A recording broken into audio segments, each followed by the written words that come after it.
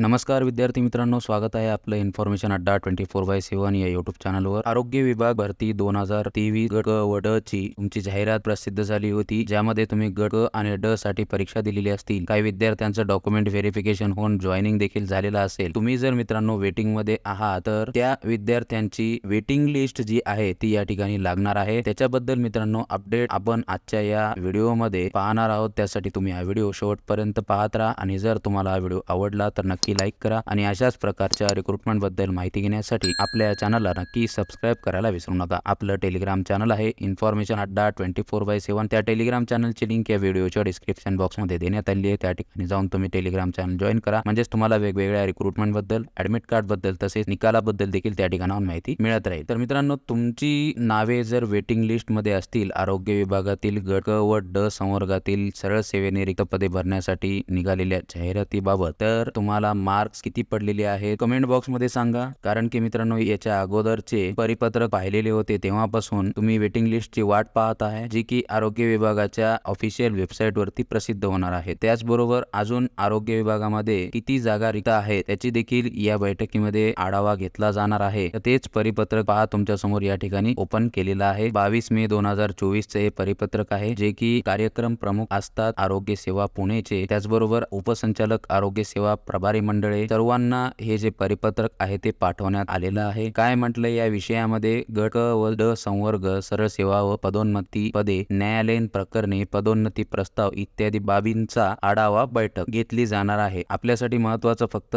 गट क व ड संवर्ग सरळ सेवा पदभरती हेच महत्त्वाचं आहे। यांच्या बैठकीचं वेळापत्रक देण्यात आलेलं आहे, म्हणजेच काय तर पुन्हा एकदा प्रोसेस सुरुवात झालेली आहे। त्याचबरोबर या ठिकाणी पहा बैठकीचे विषय सूची देखील देण्यात आलेली आहे, ज्यामध्ये गट क व ड ची जी काही माहिती आहे ती सर्व माहिती या ठिकाणी मागवण्यात आलेली आहे। पहा या ठिकाणी काय म्हटलंय, गट क सरळ सेवा पदांचा अद्ययावत तपशील, संवर्गाचे नाव, मंजूर पदे, भरलेली पदे, सन 2023 च्या पदभरतीमध्ये भरलेल्या पदांचा समावेश करून एकूण आता रिक्त पदे यातून किती आहेत आणि त्यानंतर सन 2023 च्या पदभरतीमधील प्रतीक्षा यादीतील भरावयाची पदांची संख्या आणि एवढं सगळं करून एकूण पदांची संख्या किती होणार आहे याची सविस्तर माहिती या ठिकाणी मागवण्यात आलेली आहे या आढावा बैठकीमध्ये। आता तुम्हाला बऱ्याच विद्यार्थ्यांना प्रश्न पडलेला असेल मित्रांनो की 2023 मध्ये ही पदभरती तर जाहिरात निघालेली आहे, पण आता ही पुन्हा एकदा माहिती कशासाठी? ज्या विद्यार्थ्यांनी आता परीक्षा दिलेली आहे, ज्यांचा निकालही लागलेला आहे, ज्या विद्यार्थ्यांचं डॉक्युमेंट व्हेरिफिकेशन झालेलं आहे, जे विद्यार्थी जॉईन झालेले आहेत, त्यातील काही विद्यार्थी जे आहेत ते आहेत ज्यांनी जॉईन केलं नाही, त्यांच्यामध्ये ती जॉब करायची इच्छा नसेल, काही डॉक्युमेंट व्हेरिफिकेशन मुळे बाहेर पडलेले आहेत, काही जणांनी या ठिकाणी जॉईन करण्यास नकार दिलेला आहे। तर अशा ज्या विद्यार्थ्यांची निवड झालेली होती गट क व ड मध्ये, निवड झालेल्या उमेदवारांमधून, विद्यार्थ्यांमधून ज्यांनी जॉईन केलं नाही, ती पद